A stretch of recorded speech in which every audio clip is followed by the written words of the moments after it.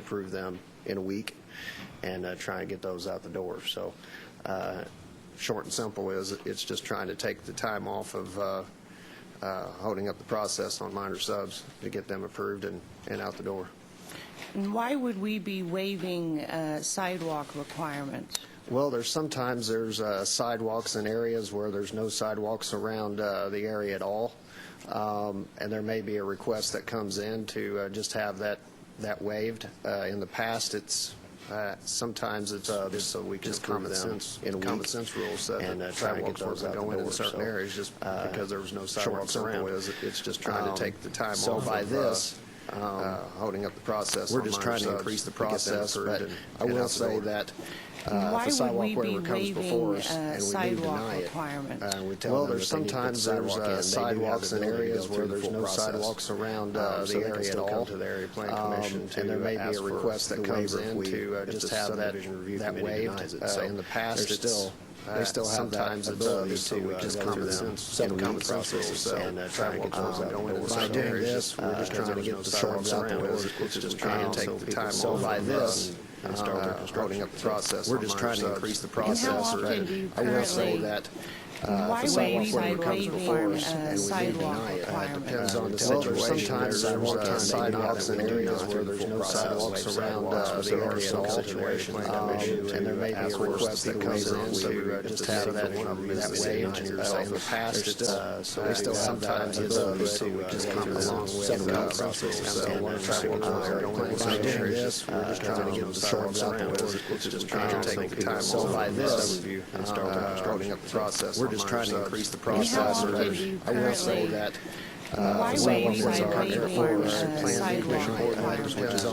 sometimes there's sidewalks in areas where there's no sidewalks around the area at all, and there may be a request that comes in to just have that waived. In the past, they still sometimes the ability to just come along with and what's the biggest basis for request? Just trying to take the time. So by this, is it the idea that they don't all just trying to increase the process. Putting them down? I would say that is the main.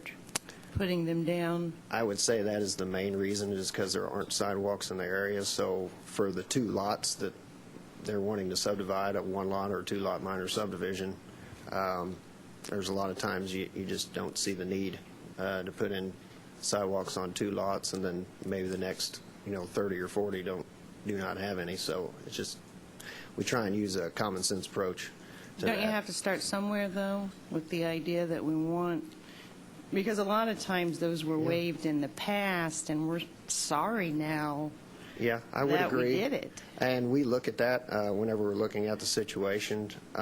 There's a lot of times in like maybe an older part of town where someone's just trying to make a correction on it for a subdivision because something was illegally done at the time and they had to come through and get their minor sub done. That just kind of makes sense that they don't need to put the sidewalks in. So. And can you clarify your terminology? I think I'm a little confused. When you say a minor sub, does this ordinance, this amendment only apply Yes. where you're dividing 1 lot into 2? It's for minor subdivisions only, and a minor subdivision is where you can subdivide a lot into 2 lots at maximum. If you go anything above 2 lots, then it has to go through the full process of going through the major subdivision.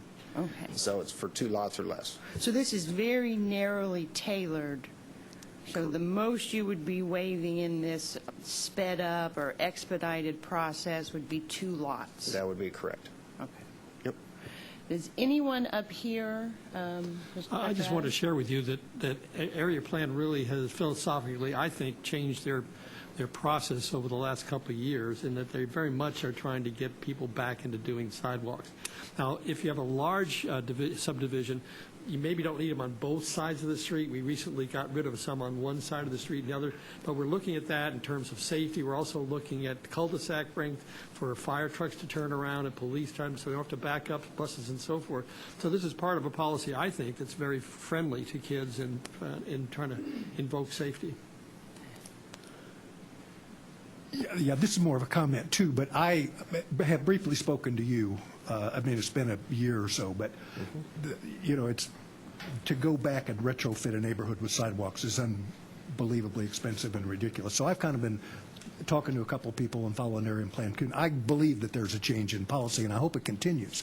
You know, I mean, a lot of people want to walk now, especially the infill when you already have sidewalks. So, I mean, is the policy written to encourage? I mean, is it a written policy to encourage and to require more sidewalks in major subdivisions, or is it just something that is done? They've changed the payment, haven't they? Well, the way that we did it to actually encourage sidewalks going in is we changed the process on, and whenever someone does a major subdivision, they have to put up a letter of credit for those sidewalks for the ones that aren't installed whenever they decide to record the plat. Okay. Well, we were able to change the process to where they could do it what's called the certificate of occupancy. So before that person moves into the subdivision, they build their home. They want to come in and get their certificate of occupancy so they can move into the home. They have to now go out there. They can check the sidewalks and make sure that they meet the, ADA compliance procedures and things like that. But what it did was it allowed for that letter of credit where you didn't have to put the sidewalks on a letter of credit, so it wasn't holding up the process for the developer. Because that's the one, basically the developer was the one on the hook for the sidewalks, even though typically a home builder or the person who bought the lot would be the one responsible for putting the sidewalks in.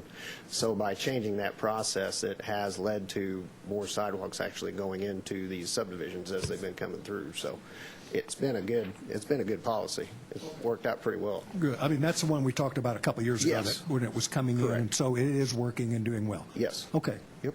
All right. Thanks. Anyone else on council that has a comment or a question for Mr. London? Is there anyone in the audience that would like to be heard on this amendment? Okay. Motion for E-Pass. Second.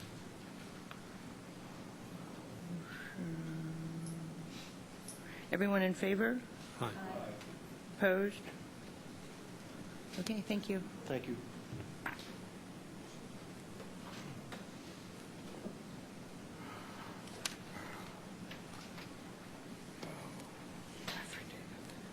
Okay, that'll close the ASD, sorry. We'll go ahead and open the Finance Committee. Chris, is IRD here? Okay. Let's, we'll try to come back to them then. I know that you'd indicated that individual will be, I think Jim is running late, so let's turn to C 2015-16. This is the Old Evansville Brewery. For the record, Chris Kennett with the Growth Alliance for Greater Evansville. Again, you have tonight, Mr. Schottmeyer and Mr. Rogers are coming forward. and they are here, and I have messed up my folder system here. Sorry about that. Old Evansville Brewery, we're again asking for confirming resolution to be approved. As discussed at the last meeting, this particular request brings back a new building, brings it back to life, brings 360 people to work over the next 5 years in the form of SS&C. And again, we're looking forward to receiving your approval for this particular project as discussed, and you've received a project summary identifying the particular pieces of this particular work. And Jack Rogers is here, as well as Mike, to answer any questions you or the audience may have at this point. This is a great project. Taking an old beat-up brewery and making it into something totally different. I think it's great. Thanks. Yes, thank you. I thank you for the support that you've shown for this project, and we certainly hope that all of you will come and visit us down in that project. No free beer, though. Pardon me? No free beer, though. Not as far as I know. I have a comment, too. Jack, what you've done across the street, too, is amazing compared to what that looked like. I mean, that entire corner. So I appreciate what you do, and I thank you for it. Well, we just kind of have to change the neighborhood to make some of these things possible. I know it. It looks good. It looks really good. Well, thank you very Any much. other questions of members of council? Anyone from the audience wish to comment? Seeing none, This is a call for demonstrators at this Yes. point? Okay, thank you. And it Seeing was- none, It was duly advertised in the Courier Press as required, 10-day notice. very well. Seeing none, do I have a motion? I'll make the motion. Doc Adams, Councilman Lindsay, all in favor? Aye. All opposed? Shall go forward with a do pass recommendation. I just want to close a little bit by thanking you all for the support that you've shown me. I understand this is probably going to be my last appearance in front of City Council, so I thank all the past members of City Council for their service, and one of the great opportunities for citizenship to serve as you all do, and I certainly appreciate it personally. Say it isn't true. All right. With that, we will turn to C 2015-17, which is Pioneer Development. I think, Marco, are you here on that one? Terry's here. Oh, is Terry here? Okay. Terry is here for that particular one. Again, this is a confirming resolution. Chris Kennett for the Growth Alliance.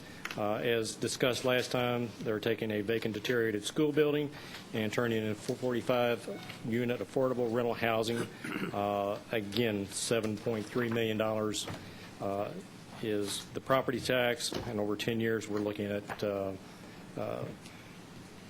for him, it's about $1 million savings, and the city is receiving about a $7 million investment based on what this particular project would bring to this state. Again, Terry is here, the president, to answer any questions you may have or any of the audience may have. Anyone from council?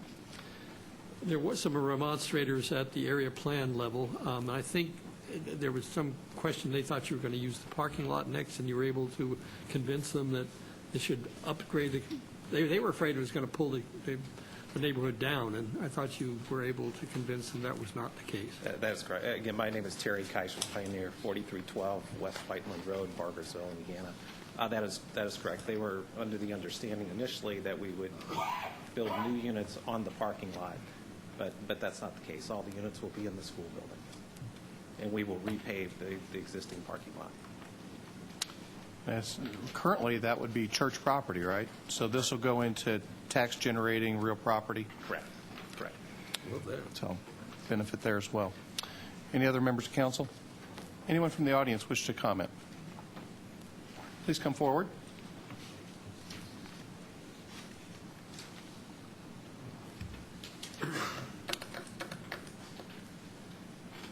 And when you get to the podium, please state your name and your address. And we'll try to keep the comments, because we've got a lot of business tonight, we'll try to keep the comments to a couple minutes, okay? No problem. My name is James Tate. I own the property at the northwest corner of Virginia and Garvin. Okay. It's a building, excuse me. It's a commercial building that houses a couple of businesses. My own personal business is one of those, and Mr. Moore's is the other one. The problem that we have is that we're not getting a lot of information on the redevelopment of this project, and we'd like to get a little bit more information from the developers.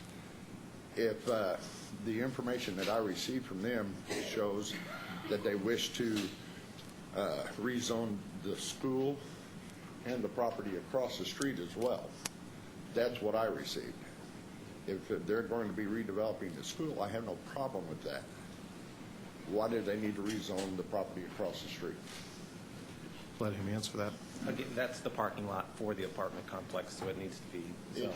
It showed the property from Iowa all the way to Delaware, which is a parking lot and a grassy area with a garage in it. And, yeah, the grassy area will be a playground. It's all part of the apartment complex. And half of the church will retain half, the western half of their part of the parking lot. I'd like to get with you after this meeting, if I could, please. Absolutely. Here to say, too, I own the Jimtown Bar. Me and my wife's had it for 18 years. It's on the corner. Never no problems with it. Little neighborhood bar. I am concerned because what I'm hearing in here say is you're going to have to dig up Garvin Street to redo the line system. Yeah, we will replace the water main, I'm told. So you have to dig up Garvin Street? I rely on street parking only. That's all I have. And I'm going to be honest with you. If you do have to do that, that's all I rely on. 18 years, that would just put me under. Not to mention that both of our businesses require running hot and cold water. So if you're going to shut us down, Why not? Yeah, we'll work through the plan, the specifics, but we will actually improve the water main. Okay, but I mean, are you going to have to dig up all of Carbon Street is what I'm wanting to know to tap in? That I'm not sure. I don't think all of it, but we'll be. There will be some disruption to upgrade for residential purposes, would that be fair to say? That'd be fair to say. And that's something that you and Mr. Mounts and the Water Department can work through, and obviously they want to try to keep as little disruption to the area as possible, correct? Because it's Well, I still have street parking. Correct. I will still have street parking. I don't know. I don't know. I mean, we'll work with the city in that regard. What's the timing of the project? Could he potentially use the lot or some parking related, some parking on the church property? Could The church across the street, I'm with St. Joe, I'm with that church. Saturdays from 3 to 5, I can't because they have church at 4, and I do stay out of the lot. Other than that, I don't really, I mean, I can use it through the week, but, and that'd be great if I can still do that. Absolutely. You can use my part. So you have, okay, the grassy area just right across the street, I hear you're going to concrete that. No, that's going to remain. That's going to remain grass. Okay, no problem. But I'm just concerned about having parking for my customers. Again, 18 years, that's what I rely on. 18 years, we've had one cop call, and that was like the second year we had the place. You can check the dispatch records. We have no problem there at all. For a little neighborhood bar, no problems at all. No, it's a great little establishment. It anchors the neighborhood. And so if you could work out with him so that when they are working on the street, maybe you could make a sign and use his section of the parking lot that's now going to be related to the apartments. You just direct your patrons into that area, because I suspect you're going to end up for a period of time without street parking, even if it's limited. Right. I understand that. And so if you could share his right lot. across from me. I'm not talking about the big lot. No, I'm talking about the churches that will not be mine. Right. See, that's what I'm concerned about. I mean, I can use that through the week, except for, like I say, but I rely a lot on street parking.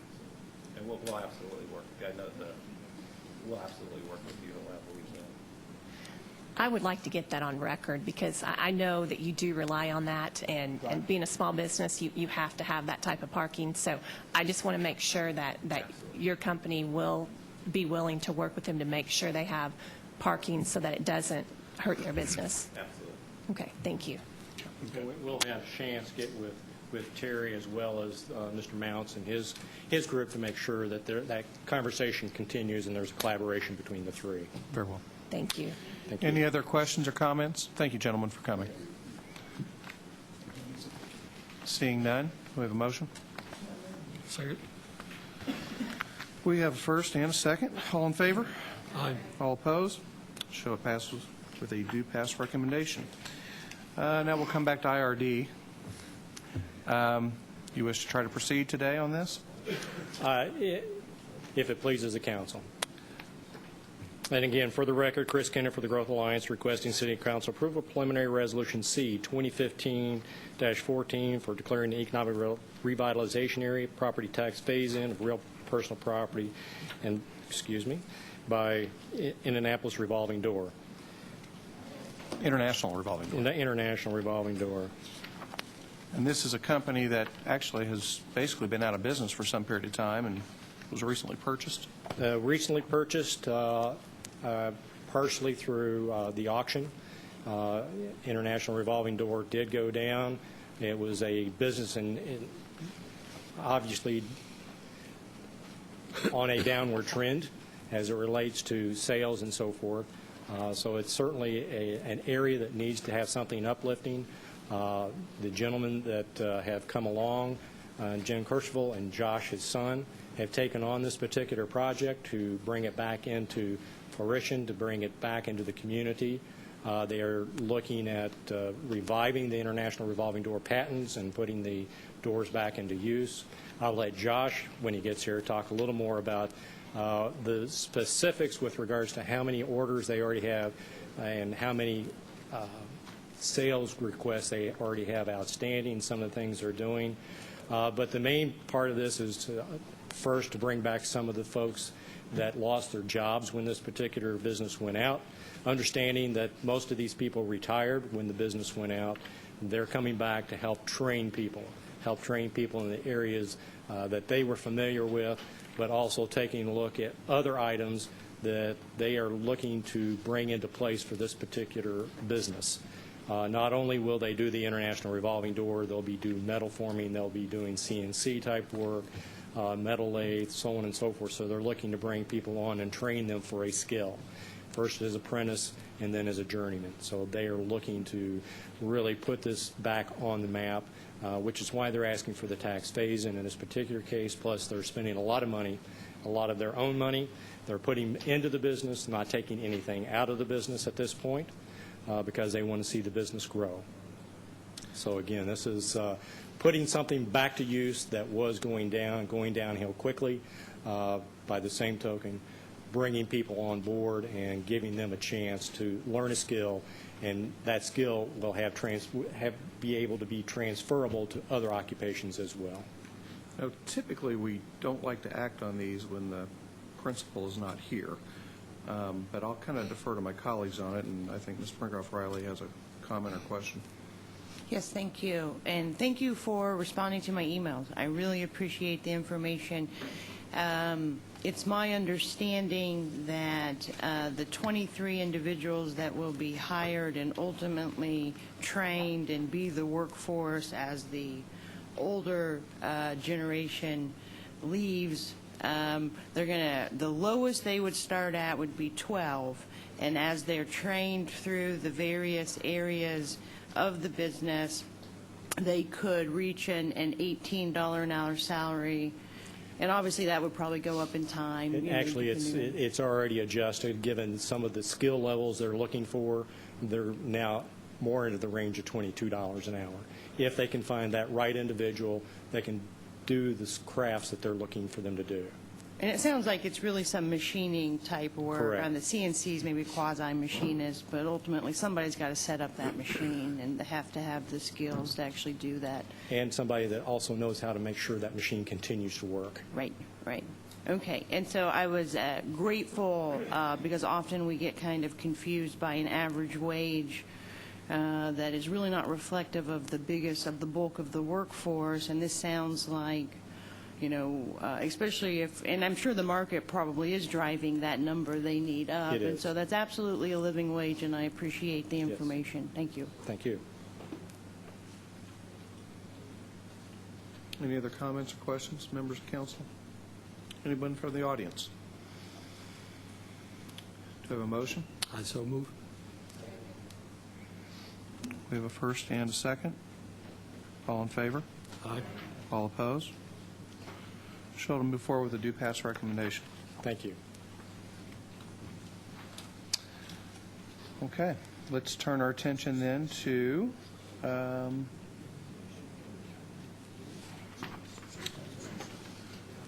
F 2015-16, fixing salaries of elected officials. The ordinance as written would have fixed the mayor's salary at $100,534.26, city clerk at $64,578, and city council at $20,137.61. Those would be 1% increases, I believe, year over year. I don't know if it needs any more explanation or not. I don't think the mayor's, I mean, I don't think that's a 1% across the board. Councilman O'Daniel, the mayor and Councilwoman Mosby and Councilman Weaver and Councilman Adams asked for no increase. So those three have zero. My question is so for instance, and let's just say it's the at-large candidates, because that's can you have an at-large candidate making more than another at-large candidate? Yes. I mean, aren't we all equal on this board? So I mean, I'm just saying I don't know that the salary belongs to a particular council person. It belongs to the seat by which that person holds. So you know, for instance, I think that's really poor policy to have different levels of pay for the same job. Then we probably should just not have any of us get a raise this time. Well, and that would be maybe the point, but, I mean, I appreciate the offer, but it seems to me that the City of Evansville is a charity as well, and that if any council person wished to donate their 1% raise or whatever back to the city, they could do so, but that would be as in form of a contribution rather than an adjustment to the salary ordinance. What we did in the salary ordinance was, or on the detailed sheet, we listed each council member by position, so like Ward 1, Ward 2, Ward 3, and the 3 at-large. So you have Ward 2 with no increase, and then 2 of the 3 at-large with no increase. Yeah, but if you have 3 new at-large people come January 1, how are you going to pick? You have the gets the authority one to with set the the salary. raise? And I really think that rather than And maybe here's the thing, potentially... we can't add to this either. This is the problem. We can't add to this ordinance. We can only subtract. Well, I think it may be better to take up the 1% raises in general, because if that ordinance were to fail, then this point would be moot, and we could just move on. I mean, you have the full authority to set the salary. The new council member, that they get what they get. I guess if there's 2 that have a raise or 2 that don't have a raise, they'll need to have their own little caucus and figure that out. I just feel that we were asking the department heads to make cut after cut after cut. I just thought we should practice what we preach, and we should not be taking a raise. Well, and maybe we presuppose the vote here, if you're not willing to, if you're willing to not take a raise, then, I've already said I won't take a Then- raise. yeah, then maybe that's just the way we vote. I won't take a raise.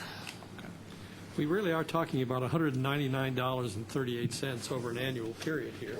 And Let me add, if I might add, my 2... As much as I understand your concern about it, I think it's my salary, and I'll be glad to flip a coin if I'm lucky to be reelected with the other guys, other people, just to get it done. Mike, if I may comment on this too, I mean, every election year, someone wants to, it's a personal choice, gee, let's not take a raise. Historically, mayors have never taken a raise. I've advocated for a raise for every mayor that has 3 different mayors that I've served under. The other thing is, I think it's bad policy to reduce the salary of this job for future candidates. These jobs are tough enough. I mean, I have people every day saying bad things about me, sending me nasty emails, and it's a tough decision to decide whether I want to put up with that stuff again for another 4 years. And then to tell the next person that I want to take my place is, yeah, you can go ahead and, run for it, but, we're not going to pay you as much as person in the other ward. And for $199, I mean, nobody here can say $199 is going to make or break me. But, I can give my $199 to any one of 4 or 5 not-for-profits that support a city agency, the zoo, the police department, the fire department, the parks department. If raises are going to be made, make them across the board. If you don't want your money, any one of those 4 foundations will be happy to get it. I'm against cutting our salary. Well, it is an annual review. It's not like we're competing to have no raises over the next 10 years, although I'd be surprised if there's a raise in the next 2 years. Bottom line here is that we're only talking about this particular year. Anyone else in the council? Anyone from the audience? Connie, you want to come forward? Ms. Whitman? This is salaries of elected officials. Right, salaries for elected officials only. You get 2 minutes. Connie Whitman, 1780 South Norman. Good evening, City Council and everybody. I want to discuss that ordinance and also the one for the appointed officials too. 2 weeks ago, I gave you all written comments that I handed in. I gave everybody a copy, and what I think is that we should be looking for cuts, not increases. I'll read part of that, the first part. I read in the Evansville Courier and Press that 80% of the city budget goes to payroll and also health insurance at $18,000 or something like that per each. And I not only disagree with insurance paying for anything but catastrophic health events and issues because third-party billing encourages out-of-control costs, I also feel the cities and counties' employees make very, very good money and should pay for their own health insurance. I never had health insurance any place I worked. I'm now on Social Security and retired. And it isn't just because Social Security isn't getting a raise that I'm saying this. We're not getting a raise. My $634 a month is going to stay $634 a month, and most people working for the city make more than that each week, maybe 2 or 3 times that each week. So I think they really should be. What'd you say? Did somebody say something? Okay. Anyway, I just really think that there should be no increases for a while, maybe even a decrease or cutting somewhere. It's nothing personal. It's just I think we're spending too much money. And I really, really appreciate all of y'all who are trying to hold the line on the budget. I really have said that before, and I really thank all of y'all for doing that. I appreciate that. I think that's being good stewards of our tax money. There are things I've spoken about in the past that really irk me, like that $200,000 for that artwork on the Ford Center. I actually called the paper and I said, was there an extra zero? Was that a misprint? Because I would think 2,000 would be enough for a piece of artwork. 200,000, that's just, I don't know. When I was a senior in high school, teachers were making 2,000 a year. So we have inflation just going through the roof. Where is it all going to end? Somebody has to stop spending and kicking the can down the road and expecting other people to pay their bills. I just think a city job is a gift and a blessing, and that people should do it more for the, in spite of what Dan McGinn said, I think they should do it more for the, it's a blessing to have a city job. And like this article in Sandra Matthews' paper this past week from Fred Cook, where he said he couldn't get $140,000 street lights in his neighborhood because they said there wasn't enough money. But see, with that $200,000 artwork, if it was $2,000, you'd have had $198,000 left over. So I know I don't know enough about accounting to really be conversant in all of this, but in 2008, the Courier and Press printed the salaries of the, February 8, 2013. That's more recent than I thought. They do it every year. I've shown you all this before, printed all these salaries, $50, $60, $70, $80, $90,000 a year apiece, and this is a lot of people. This is just the county, 3 pages, 2.5 pages. It's just, I just think we need to hold the line and remember what things used to cost, and I hope y'all will do that. Thank you very much. Thank you. Anyone else? Okay. So the motion as it is right now is, I guess really it says city council members on this ordinance. Is it separated? I mean, are there, I understand in the budget it's a little different, but as far as this ordinance, it fixes all city council members at $20,137.61. Is that correct? That's what the ordinance shows, and then they're in the salary ordinance by detail. There's ones that are lower than that. Right. Okay. All right. So let's go ahead and move forward. Is there a motion to? I'll make that motion. Okay. Councilman Friend, is there a second? Councilman Lindsay. Okay. So the way this will work is a vote for it will be for a pass. A vote against it will be to keep it at this year's rate, so no 1% increase. Quick question, though. Excluding the ones, my salary is reduced, correct? I mean, my salary stays the same. This shows all city council members at $20,137. That's what the ordinance says. Now, in the detail, if you want to donate it back or whatever else or not take it, I guess you could do that, but that's what this ordinance says. I guess if For those that would want less, you may want to do an amendment to this ordinance. I guess that's a Well, I question think for the they vote attorneys. against it then. They just vote against it. If they don't want to take a raise, they don't take a raise. And then it stays the same. There's been and point of order, there's been a first and a second. Well, So okay, I mean, let's do a... Time out. If you want to have us do an amendment to get what we want to do with our particular individual salaries, I'll be glad to make an amendment. Well, it's actually There's too late. been a first and a second. It's actually too late at this point. Okay. I kind of ran into that last week, unfortunately. I think we've gone through this before, you and I. So anyway, there's been a first and a second. All in favor of the ordinance, signify by saying aye. Aye. All opposed? Nay. All right, we need a hand. Let's do a voice vote. Roll call. Yeah. Councilman McGinn? Aye. Councilwoman Mosby? Nay. Councilwoman Brincroft Riley? Nay. Councilwoman Robinson? Nay. Councilman Friend? Nay. Councilman Lindsay? Aye. Councilman O'Daniel? Nay. Councilman Weaver? Nay. Councilman Adams? Nay. Okay.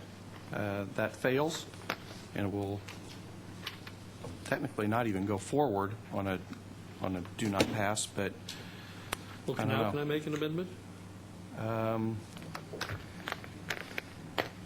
Council? Okay. I think it's failed. I think it's failed for a year. So it'll stay the same. Okay. Now, we'll move to G 2015-24. And that is the salaries. This is the 1% across the board for appointees and officers and of the city of Evansville. Any discussion here? I'll open this. Obviously, we've led by some example and not taking our own raises. I think some of that is done. Some of it's political. Some of it is a recognition that the city is maybe exceeding the expenditures, exceeding the revenues by which they're coming in. Our expenditures are exceeding the revenues that are coming in. We've seen that because, as been indicated, roughly 87%, I think is what the administration has indicated, is payroll and liability insurance and just call it employment-related expenses.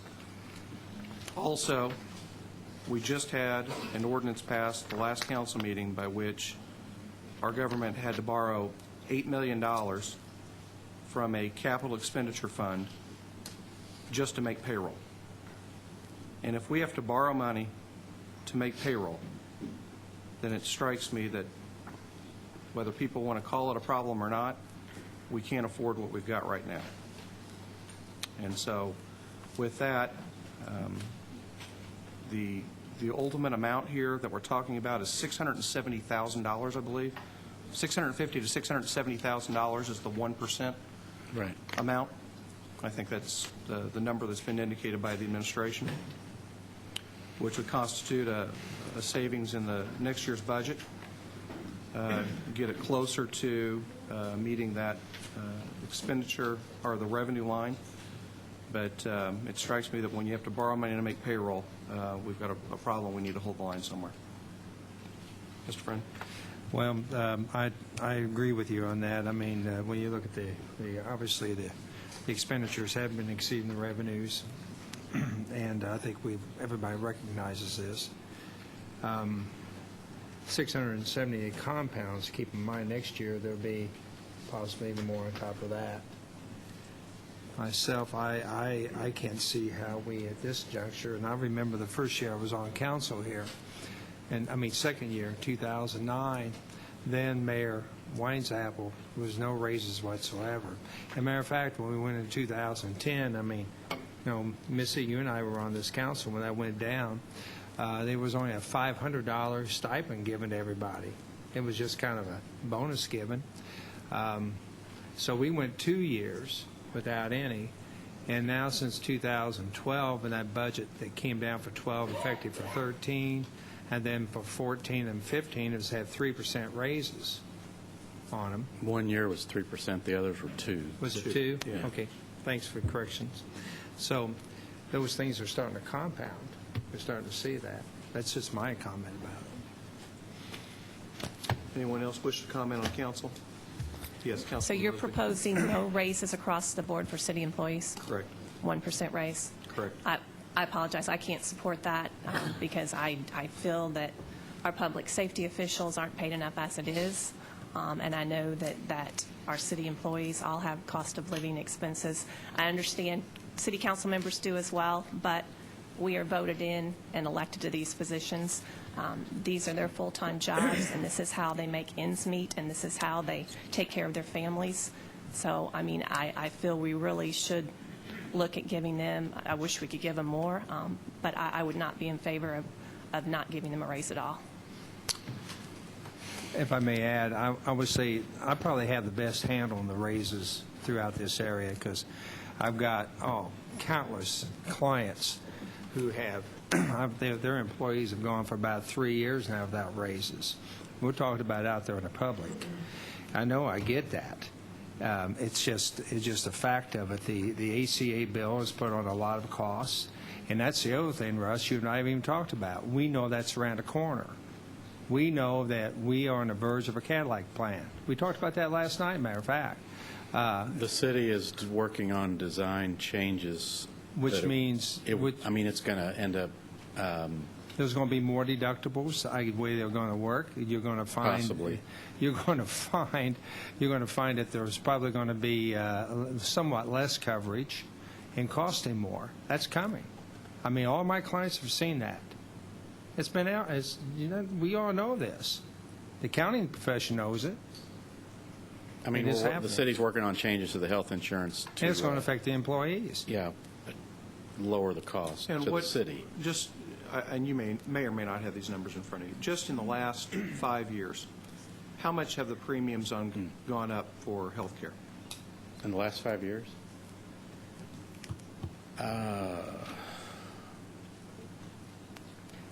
Just a guesstimate, 30%? I mean, if it's 26 million approximately, 5 years ago it might have been 18 or 19. Okay, so that's 30%?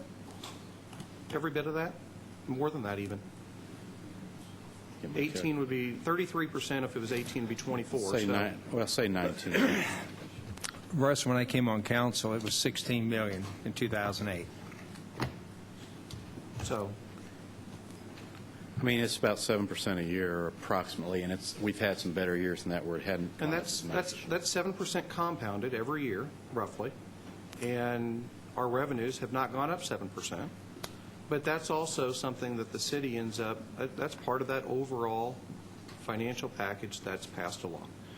And yes, the coverage changes from time to time, but city pays 90% or more of those premiums. And so if it goes up 7%, yes, it hits everybody a little bit, but it hits the city inordinately. And so although that's not seen as a raise, it really is. So if you get 3% plus 7%, that you're getting almost a 10% benefits package increase on a 3% raise if it's 7% on the health care, right? I mean, yeah, administrative services is working to carve about $500,000 out of next year's expenses. Well, I understand that. I mean, they're trying, but the reality is what we've done over the last 5 years, and some of it's not any one of our faults, but the reality is that things get more expensive. It doesn't always get passed along, and we're giving raises on top of it. And so it's a double hit to our finances in your office and how the city can expend its money. So, hey, Russ, I got a question for you. Yes. Are the contracts for the collective bargaining unions, is this the last year for them? Yes. Teamsters, fire, and police? Have you guys started any negotiations with them on any of this stuff? Have you thrown any numbers to them, like increases in health care and things like that? I know the city has spoken with the Fraternal Order Police. I mean, I think there may have been some discussion with the firefighters earlier in the year. So you don't have any numbers as far as increases that well, these people are going to see, all the employees for the city, on their health care? Well, any discussions with anybody? The way those contracts have been renegotiated, the city has authority to make healthcare changes without necessarily the bargaining units voting on that. I mean, they have to be within the city plan and same. There may be some slight changes, but they would have the same provisions as the city plan. The one of the things I think the mayor was looking at with the 1% increase would give the city leverage in the contract negotiations for new multi-year contracts, since they all expire at the end of this year. And when, well, so you're asking us to give the city leverage to do that. When did those contract negotiations begin?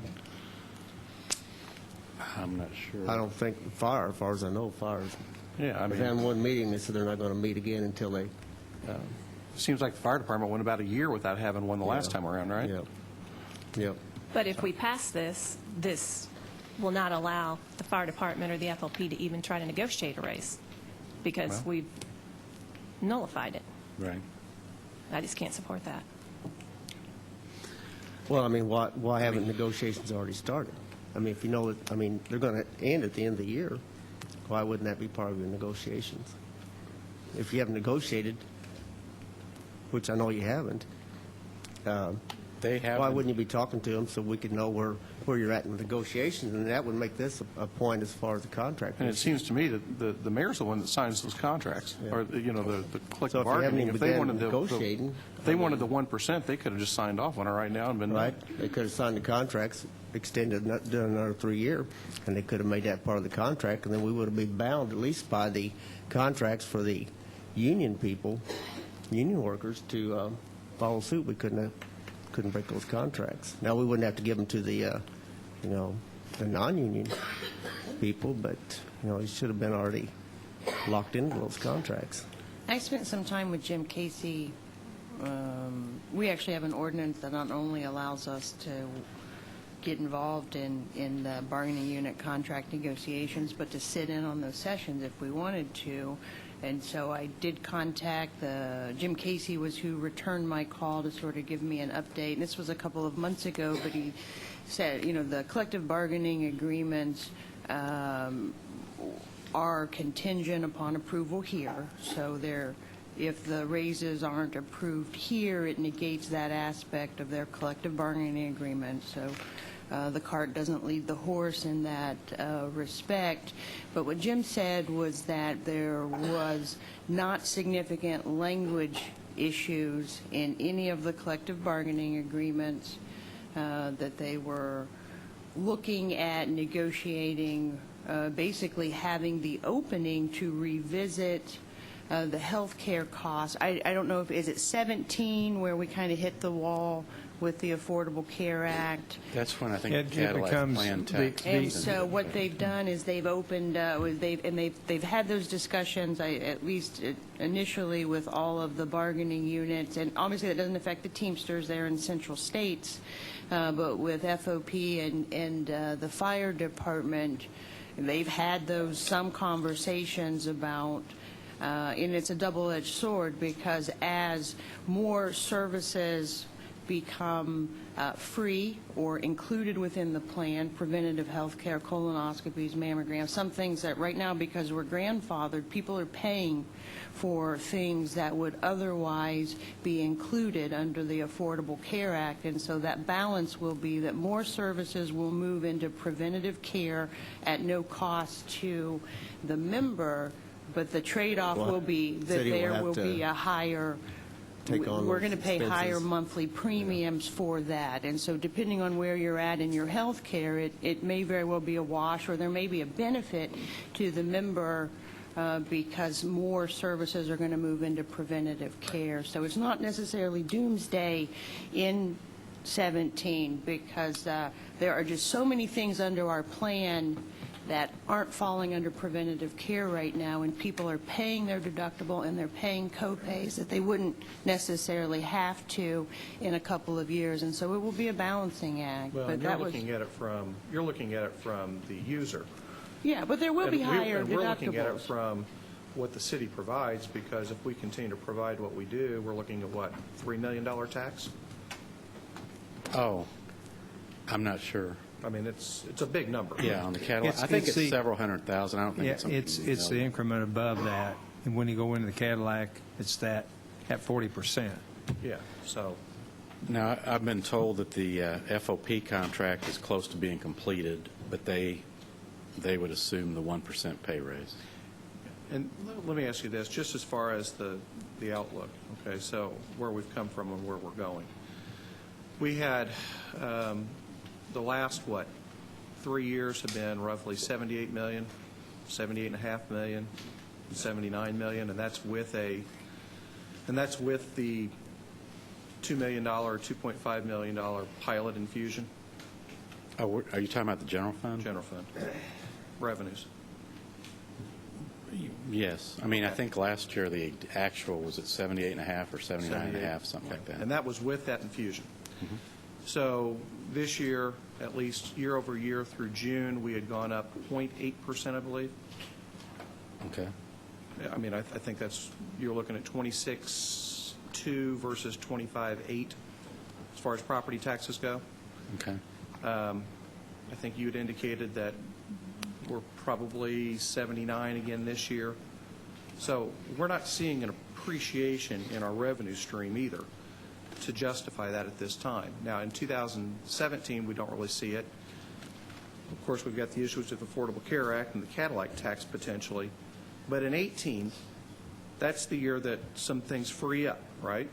I mean, I think that's where the horizon is. In 2018, there's some things that free up in both Riverboat and Coet, and some monies can be moved around, and there can be some relaxation, correct? Is that how you view I think you're referring to the convention center bond payment comes off where the city receives all the food and beverage and tax. the food and beverage tax, that's Right. right. And that's a $4 million number, $3.5 million Yeah, number? it's a good size Is that for amount. operations? The bonds are, the county's bonds on the convention center are paid off February of 2018. But do you use that money for city operations? No, but it'll come in, the TIF and the riverboat that assists making the payment, that would be money freed up for them. Russ, I checked this with the auditors. It looks like we're collecting on food and beverage around 3.9 to 4 million a year.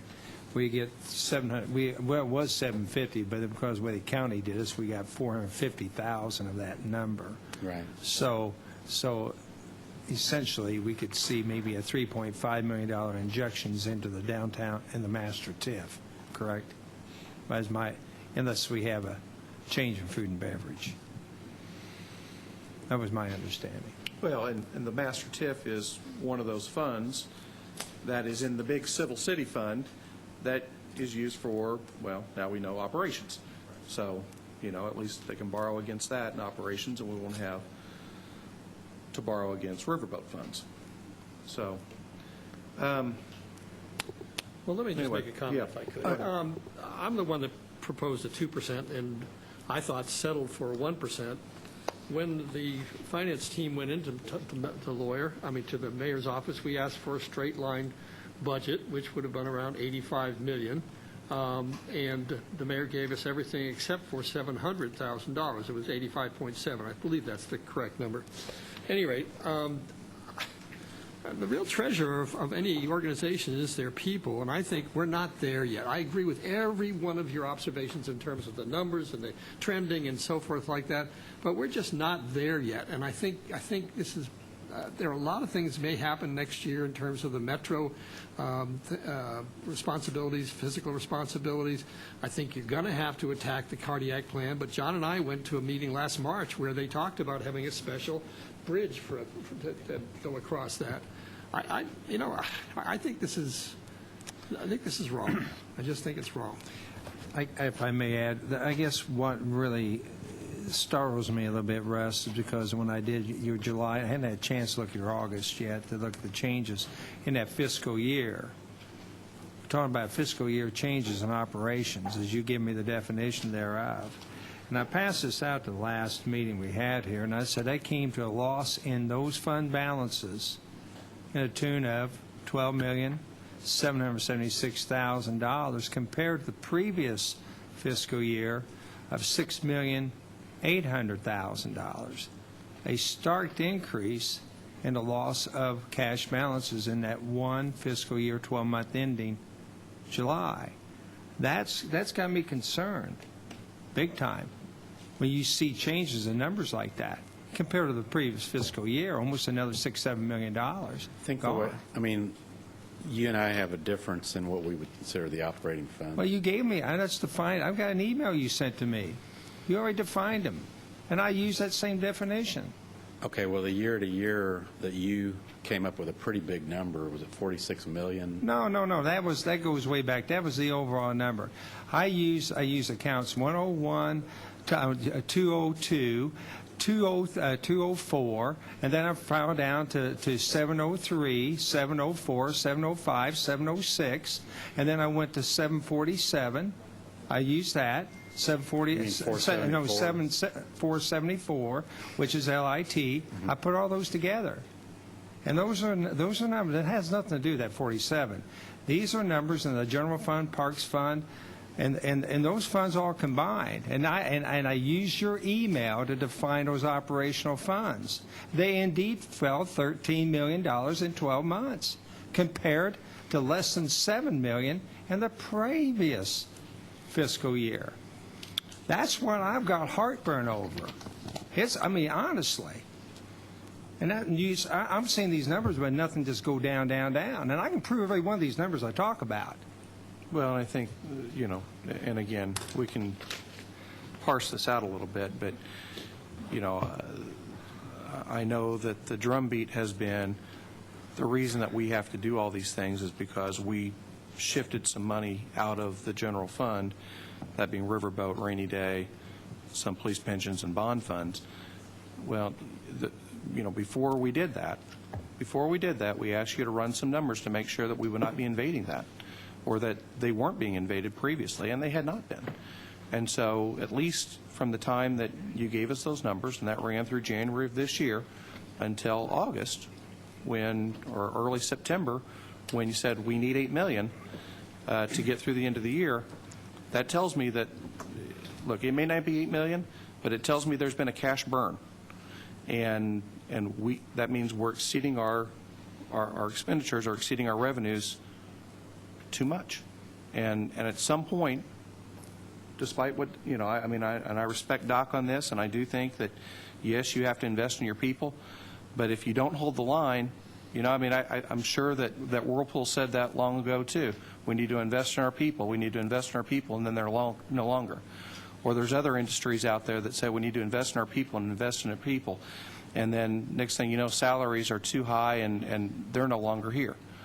I'm not saying that the city of Evansville is not going anywhere, but if we don't get a handle on this now, there may be fewer people working for the city of Evansville. And I think that's what a lot of us are concerned about, is that there may be layoffs. Now, the administration has come forth over the last several years and said we spend less than what was budgeted, and that's great. I think we passed an $85.7 million budget last year, and I think at the end we talked about possibly cutting that 0.75% across the board. And I think the drumbeat was, if you do that, if you cut $1 million out of this, I think it was maybe even $800,000. If you cut $800,000 out of this budget, we're going to experience layoffs. And the administration says, well, we only spent $79 last year. So we know that at $79 million, there are no layoffs. That's borne out by the numbers. So we need to stop with the scare tactics. But I truly believe that that one of our main jobs here, sitting on this council, is to work this budget. And that also means looking at these numbers without passion or prejudice. And I see it that we are spending too much money, and now's the time to hold the line, at least this year. And, then the negotiations can continue for 17 and 18 when we have a little more relief. That's the end of my comments. Anybody else? I have a quick comment on, if we're still on the 1% raise. Yes. You're talking numbers, that's fine, but you have to talk people. When I was department head, I lost people to the private sector because our wages and benefit package was not competitive.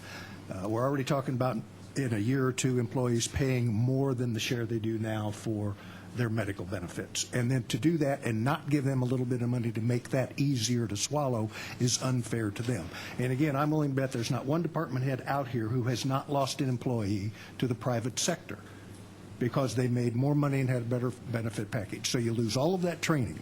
And, you know, I don't know what that is worth, but it's sure worth more than a 1% raise to the people. So we have to at least try to stay competitive so we don't lose these people that help run this city. We have some great talented people here. It's a big hole when they leave. It hurts. I don't disagree with you, but also I don't know that we should be in competition necessarily with the private sector for everybody. I don't think that we have the capacity on the high end to pay at the IT level. You know, does anybody here have the stomach to pay an IT professional $150,000 a year to run this IT department?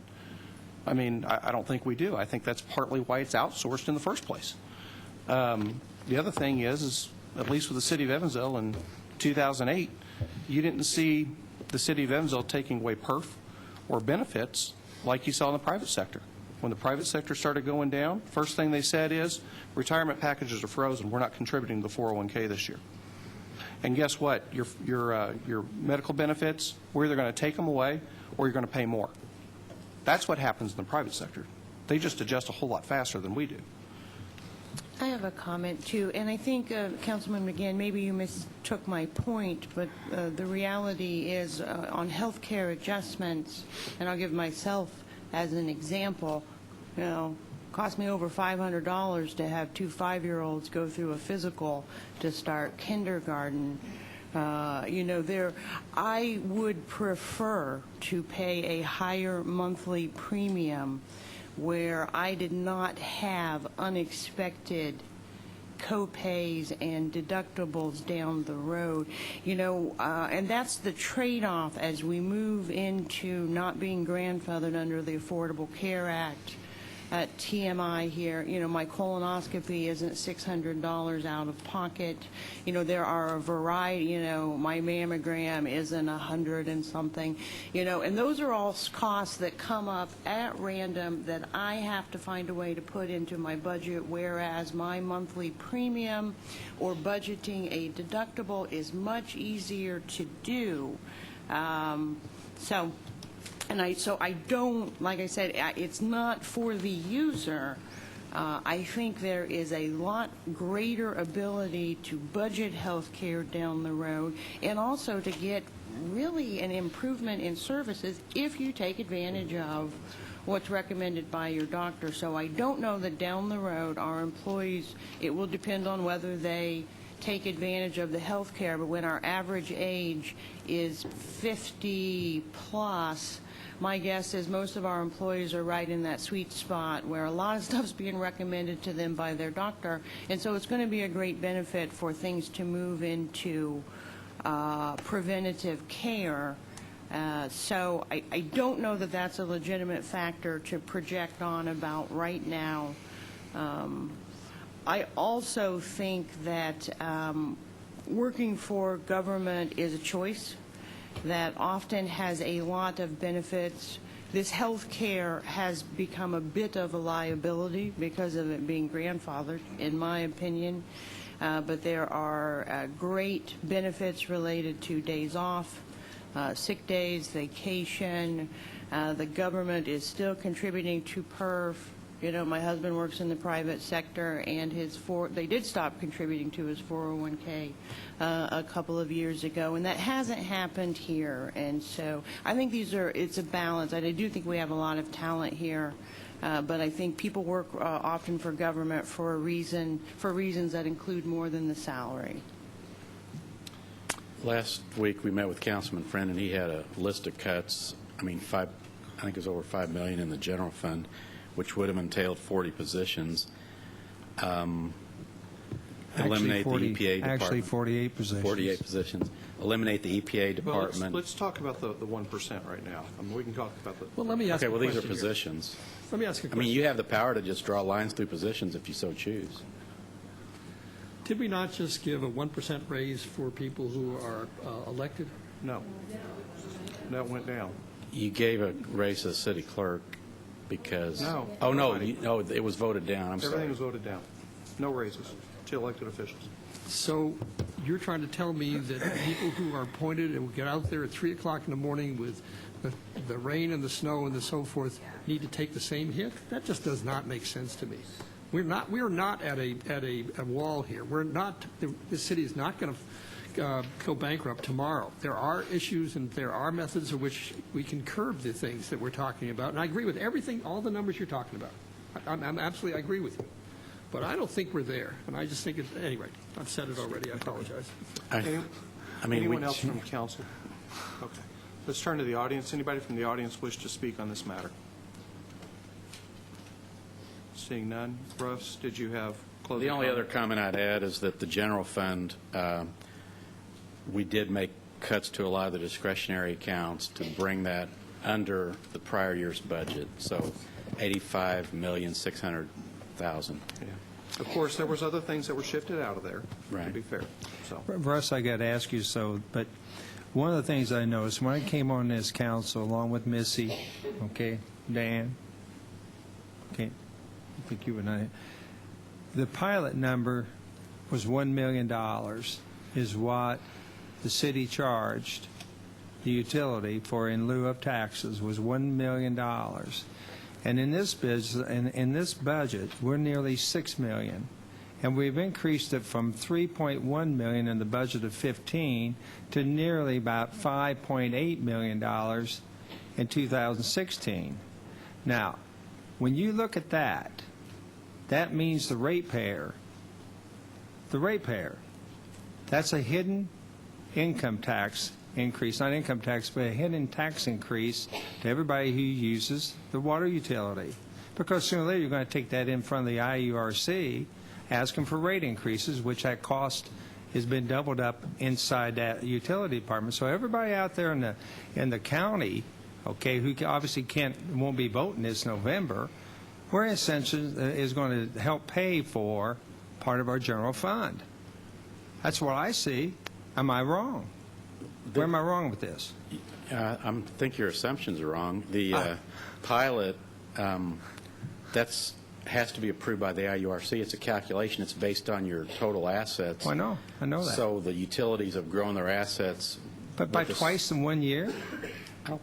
Yeah, it went from 3.1 million, and I think our budget has in this book here, you're bringing it in for 2016 at $5.8 million worth of costs going out there. That's almost a doubling of it. I mean, there's a state regulations for that. We can't just go in and ask for excessive pilot. We can't? well, Okay, well, just trust me. In this budget book, you've laid in there revenue coming into the general fund of nearly 5.6 of 5.7 million. And the prior year, it was budgeted in at 3.1 million. it's a 3.1 or 3.8. No, 3.1. Okay, it's 3.8, and in 2015. 3.8, yeah. And now it's 5.3. Yeah. Yeah, it's a substantial increase in 1 year.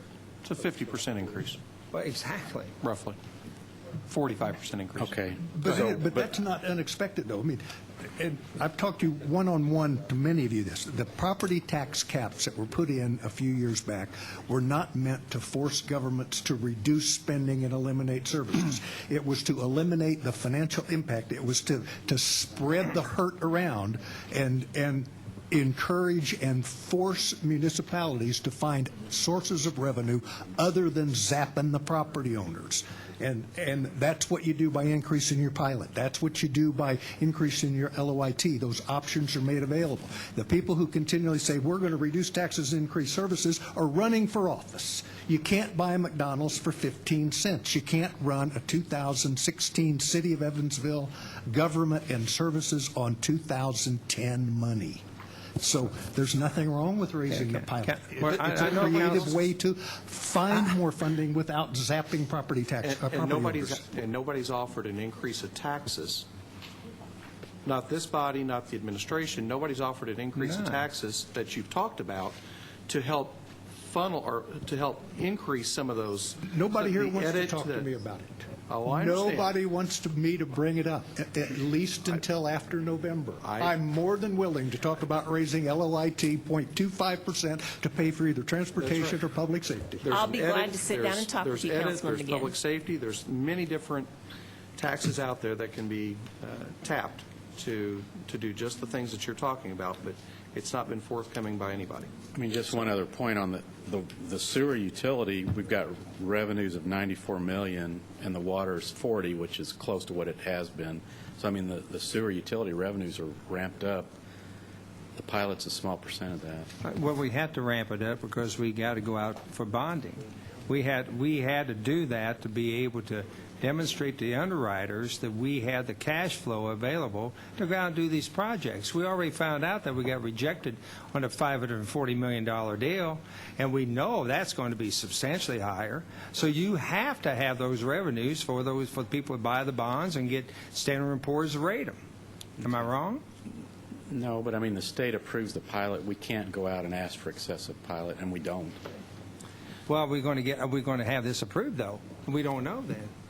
It's Well, been approved. Yeah. did they approve this? Uh-huh. All right. Any other comments? All right. Motion for due pass. Second. Point of order, what are we voting on at the Okay, well, moment? this I'm is now totally lost. a vote for is to vote for a 1% increase. A vote against is to keep it the same. Well, is to vote this down, basically keep it the same. Okay, we're voting on ordinance G 2015-24. 24. All right. This is a 1% increase. A vote for is to authorize the increase. A vote against is to vote it down, obviously. I think, given the last vote, I think a roll call vote would probably be in order here. Councilman O'Daniel? No. Councilman Adams? Did I vote last? Not on committee. I apologize. I vote aye. Councilwoman Brincroft Riley? Nay. Councilman Friend? Nay. Councilman Lindsay? Aye. Councilman McGinn? Aye. Councilwoman Mosby? Aye. Councilwoman Robinson? Aye. Councilman Weaver? Aye. 6-3. That'll go forward with a due pass recommendation. 7-3? 6-3. 63. Okay. You have All right. additional for the. And now we go to the budget.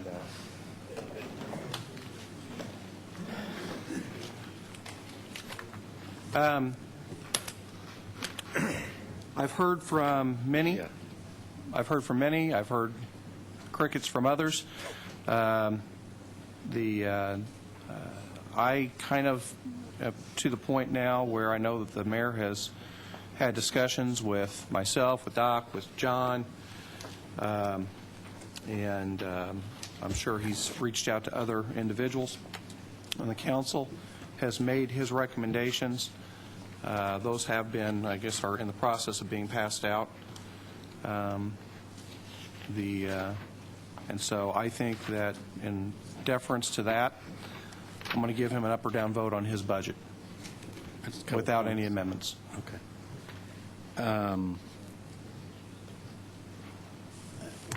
I think a lot of this has been discussed, but originally this was scheduled for September 28th.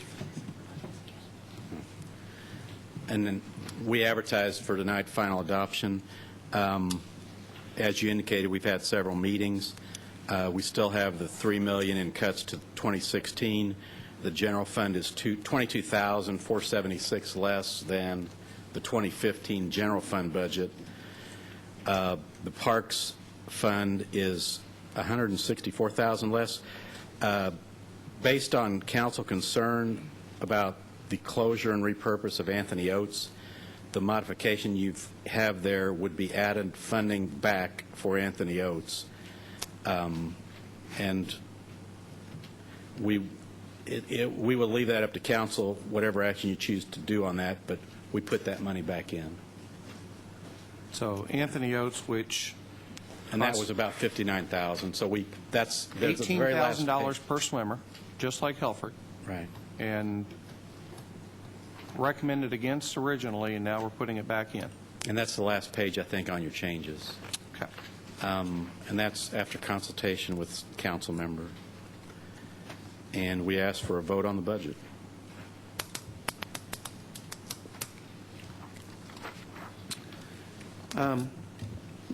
Just comments on this.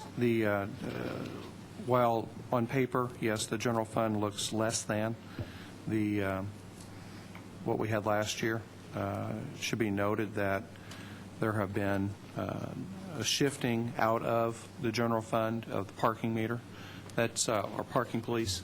That was about $450,000, I believe, was the total number of salaries. Right, it was 350 or 330, something like that. And so you're not really comparing apples to apples in that situation. We've also added a CIO department of about $600,000, which is really operations but has been shifted into LIT. Historically, LIT, which is local option income tax, we have transferred about half of that over for the operations of the city. That's historically, and the other half has traditionally been used for paving the streets and buying other things.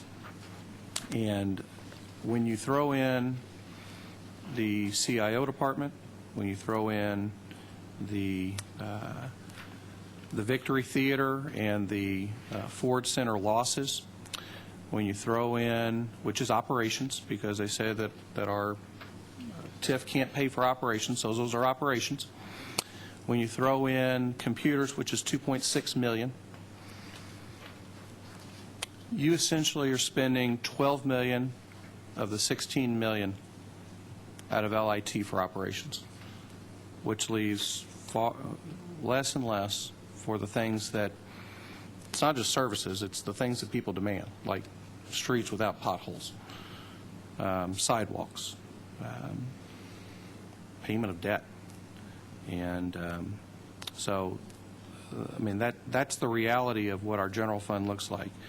There are $3 million of cuts. The $1 million out of Riverboat is $1 million out of the Blight Elimination Fund. That originally is $1.75 million, and the mayor cut that by $1 million right off the top. He also cut a little over $100,000 out of LIT, which was to fund which was going to go to brownfields to basically run that blight elimination program in the land banking. So of that $3 million, about $1.1 million is out of just that blight elimination fund. The other sources were overstated to begin with. So for instance, $443,000 was because of an overstatement in PERF for the police department. And another $1.2 million is an adjustment for the hospitalization fund. So, and then there's some add-backs in grants and other things. So when we talk about doing the heavy lifting and trying to find these cuts, really we're looking in three areas and where those cuts have come from. And I frankly don't think it's enough, given what I believe the state of our affairs are. In addition, you know, we have that $670,000 of raise that we have to deal with now, and which is actually in the budget. I think that would have been a good start to getting us closer, but you know, that probably presupposes the way I vote on this budget, but as presented. But I do think that given where we're at, the mayor's budget deserves an up or down vote, and if it's voted down, then we will negotiate in good faith over the next 2 weeks. And if it's passed, then move forward. Anybody else from the council want to talk? Anyone from the audience? Okay. Do I have a motion? Okay, let's do roll call again. Councilman O'Daniel? Nay. Councilman Adams? Aye. Councilwoman Brinckerhoff Riley? Nay. Councilman Friend? Nay. Councilman Lindsay? Nay. Councilman McGinn? Aye. Councilwoman Mosby? Councilwoman Robinson? Nay. Councilman Weaver? Aye. Okay. So that fails 5-4. We will reconvene. Well, let's do this. Instead of closing this finance budget meeting, let's reconvene it. This budget will not pass, and we'll reconvene on the 26th to see if there's any amendments to that. All right. So we won't do any further action tonight. Correct. Okay.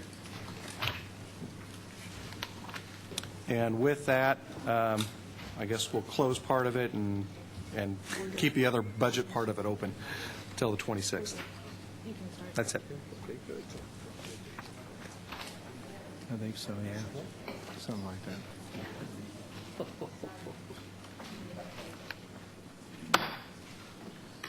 I was just told not to hit it very hard, so I did. Anyway, the Honorable Counsel, when you're ready.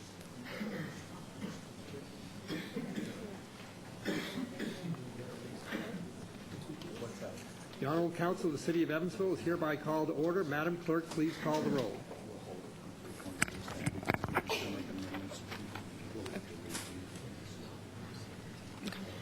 Call the roll, please. Councilman McGinn? Here. Councilwoman Mosby? Here. Councilwoman Brincroft Riley? Here. Councilwoman Robinson? Here. Councilman Friends? Here. Councilman Lindsay? Here. Councilman O'Daniel? Here. Councilman Weaver? Here. Councilman Adams? Here, there being 9 members present, 0 absent, and 9 members representing a quorum, I hereby declare the session of the Common Council officially opened. I'll have Laura Windhurst lead us in the Pledge of Pledge, please.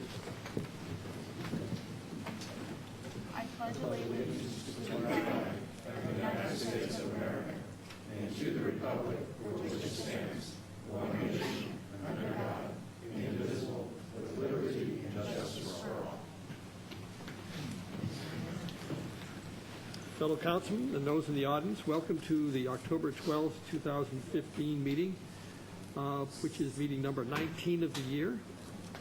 Do we have any students in the audience that would need recognition? Stand up, please. We do have some teen advisory. The young lady at my right here is Peyton Schulteis. She's a junior at day school. She's part of their illustrious Key Club, and for some odd reason that I can't understand, she loves chemistry. Thank you for joining us. I have a young man with me who's a 9th grader at Harrison High School. His name is Evan Lynch. He's a soccer player and a baseball pitcher, a bright student. I know knew his great-grandfather. His grandfather is one of my best friends. His father is a great young man who taught him to be a great bass fisherman, just like the rest of his family. So we welcome Evan Lynch from Harrison. Any others? I think that's it. Okay. Council attorney this evening is Scott Danks. Sergeant Ivor is Officer Porter. Thank you, sir, for joining us. Is there a motion to approve the minutes of September 14th and 28th, 2015 meetings of the Common Council as written? Second? Second. Excuse me. There's a motion and a second. All those in favor? Opposed? So be it.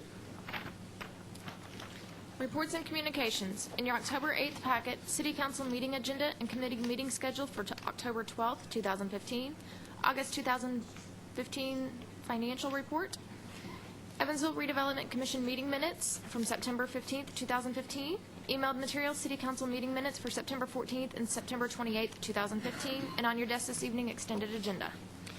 Is there a motion to receive, file, and make these reports and communications part of the minutes of the meeting? We have a motion and a second. All those in favor? Opposed? So be it. Consent agenda. First reading of ordinances and resolutions. Ordinance R 2015-25, an ordinance to rezone certain real estate in the city of Evansville, state of Indiana, more commonly known as 4111 North Green River Road. Petitioner Ready Development of Indiana, LLC. Ordinance R 2015-26, an ordinance to rezone certain real estate in the city of Evansville, state of Indiana, more commonly known as 1108 Lincoln Avenue. Petitioner Jamie Hubiak. Is there a motion to adopt the consent agenda as written? We have a motion and a second. All those in favor? Opposed? So be it. Third reading. Consent agenda, second reading of zoning ordinances and resolutions.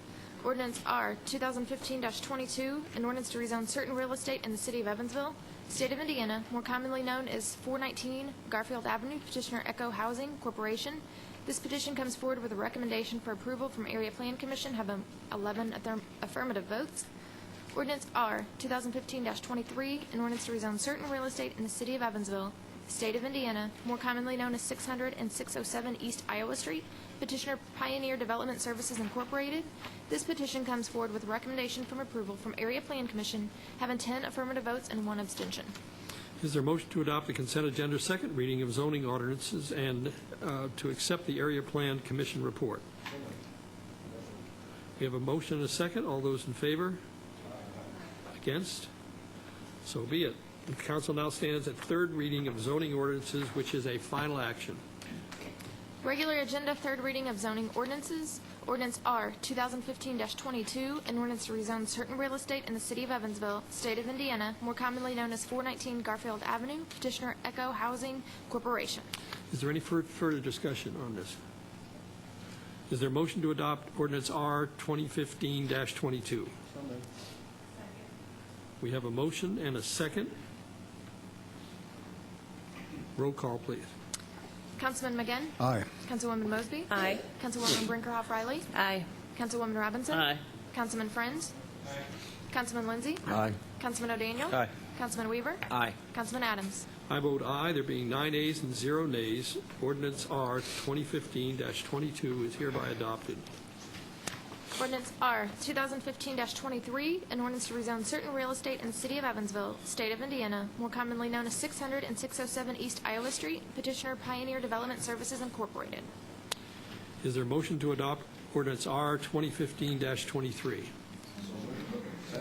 We have a motion and a second. Roll call, please. Sorry. That's okay. Councilman McGinn? Aye. Councilwoman Mosby? Aye. Councilwoman Brinkerhoff Riley? Aye. Councilwoman Robinson? Aye. Councilman Friends? Aye. Councilman Lindsay? Aye. Councilman O'Daniel?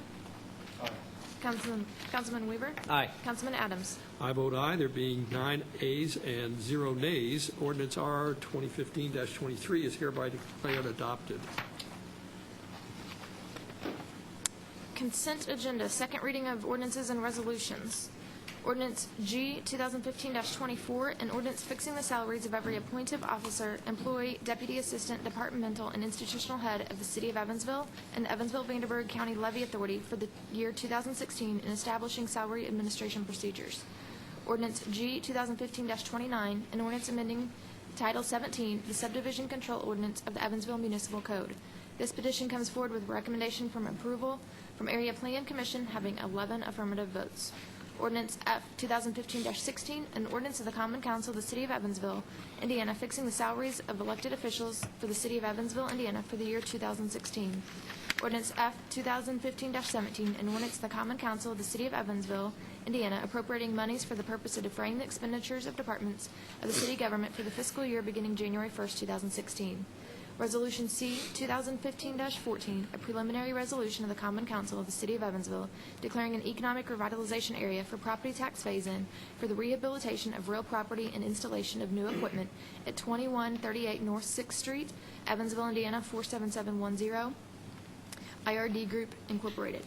Resolution C 2015-16, a resolution of the Common Council of the City of Evansville confirming the declaration of an economic revitalization area for property tax phase-in for the construction of real property and acquisition and installation of new equipment with Old Evansville Brewery Development, LLC. Resolution C 2015-17, a resolution of the Common Council of the City of Evansville confirming the declaration of an economic revitalization area for property tax phase-in for the redevelopment of real property, 607 East Iowa Street, Evansville, Indiana, Carpenter Court, LP. ASD Committee, Chairman Brinkoff Riley.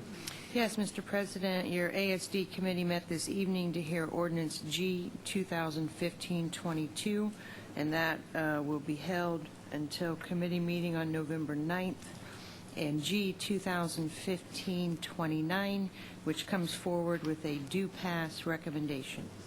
Finance Committee, Chairman O'Daniel. Yes, your Finance Committee met this evening to hear Resolution C 2015-14, 16, and 17, and ordinances F 2015, 16, 17, and G 2015-24. The Resolution C 2015-14, 16, and 17 all would go forward with due pass recommendations, as would G 2015-24. Ordinances F 2015-16 and 17 failed to get through committee, and actually 16 was actually voted down was a no. The other will be held for possible amendments to October 26th. Do we vote on those last two for the third? Confirm the negative vote?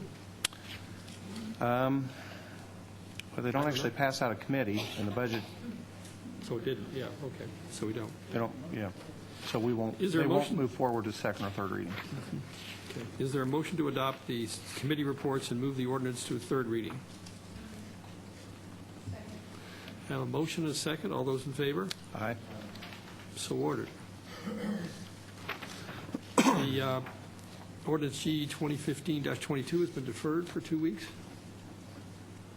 The ordinance G 2015-24 has to be revoted on? That's the 1%, yes. I want to be sure I do this right.